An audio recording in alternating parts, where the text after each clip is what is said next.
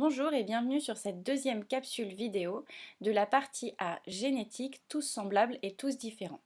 Dans une première capsule, nous avons défini ce qu'étaient les caractères spécifiques et les caractères individuels de l'espèce humaine. Ici, nous allons identifier l'origine et la modification de ces caractères individuels. Tout d'abord, quelle est l'origine de ces caractères individuels? Lorsqu'on observe une photo de famille, nous pouvons ici voir trois générations. La génération des grands-parents, la génération du parent, le père et la mère, et la génération des enfants, la fille et le fils. Chaque individu de la même famille présente des caractères en commun, les caractères spécifiques de l'espèce humaine. Les caractères individuels permettent de distinguer les individus des uns des autres. Au sein d'une même famille, on peut constater que les différents individus ont des caractères individuels semblables. Il y a des similitudes dans leurs caractères individuels. Problème, comment expliquer donc l'origine des caractères individuels et la similitude des caractères individuels dans une même famille. Pour cela, je vous propose de réaliser une première activité afin d'identifier l'origine de ces caractères individuels. Nous avons reconstitué l'arbre généalogique de la famille montré en photo précédemment. Nous avons les grands-parents qui ont donné naissance à la maman, qui s'est mariée avec le papa pour donner deux enfants. Je vous demande ici de relever les caractères individuels présents chez plusieurs membres de cette famille, puis dans un deuxième temps, de nommer ces caractères individuels en justifiant le terme utilisé. Vous pouvez mettre en pause la vidéo le temps de la réflexion.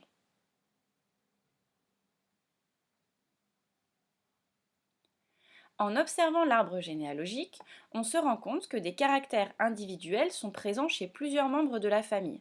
Par exemple, la couleur blonde des cheveux chez la mère et chez le fils, ou alors brune chez le père et chez la fille, mais également la forme des yeux, bridée chez le père et également chez les deux enfants, ou encore la forme du nez, qui est très similaire entre la grand-mère, la mère et la fille. Ces caractères individuels sont qualifiés de caractères héréditaires. Le caractère héréditaire se définit comme un caractère observable chez un individu d'une génération et qui se transmet aux individus des générations suivantes. Deuxième sous-partie, modification des caractères individuels par l'environnement. En quoi l'environnement a un effet sur les caractères individuels? Je vous demande dans cette activité d'identifier l'effet de l'environnement sur les caractères individuels. Pour cela, vous devez d'abord analyser les deux exemples qui vont suivre pour identifier les caractères qui varient et expliquer l'origine de leur variation, c'est-à-dire le facteur environnemental qui a agi. Un facteur environnemental se définit comme la caractéristique de l'environnement qui modifie les caractères individuels d'un être vivant. Je vous demande de présenter la réponse dans un tableau pour regrouper les deux exemples. Dans un second temps, je vous demande d'expliquer si les variations sont héréditaires. Premier exemple, le bronzage. Vous devez identifier le caractère qui varie, puis expliquer le facteur environnemental qui a agi pour faire varier ce caractère individuel.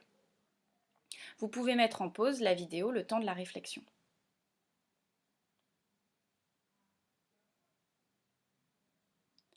Deuxième exemple, l'entraînement en altitude. Vous pouvez mettre en pause la vidéo le temps de prendre connaissance des documents et également de réfléchir et compléter votre tableau.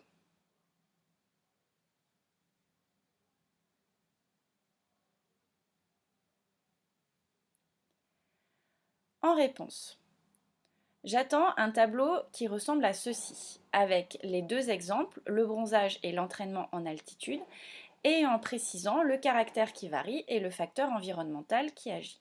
Pour le bronzage, le caractère qui varie est la pigmentation de la peau, et le facteur environnemental correspond à l'exposition au soleil qui est plus importante. Pour l'entraînement en altitude, le caractère qui varie est le volume d'hématies présent dans le sang. Le facteur environnemental qui a agi sur ce caractère est l'exercice physique dans un milieu qui est appauvri en dioxygène. Deuxième question, est-ce que ces variations sont héréditaires? Ces modifications ne sont pas définitives et peuvent disparaître avec le temps, suivant les conditions environnementales. Si vous bronzez l'été par exemple, l'hiver suivant, vous perdez votre bronzage. Cela prouve bien que la modification n'est pas définitive. De même, pour l'entraînement en altitude, lorsque la personne retourne dans un milieu qui est riche en dioxygène, on voit que le taux d'hymatie rediminue. Cela prouve encore une fois que ces modifications ne sont pas définitives et peuvent disparaître avec le temps. Elles ne peuvent donc pas se transmettre à la génération suivante. Elles ne sont alors pas qualifiées d'héréditaires. En conclusion, voici ce qu'il faut retenir. Dans une famille, les caractères individuels se transmettent au cours des générations. Ce sont ce qu'on appelle des caractères héréditaires. Certains caractères individuels peuvent être modifiés sous l'influence de facteurs environnementaux.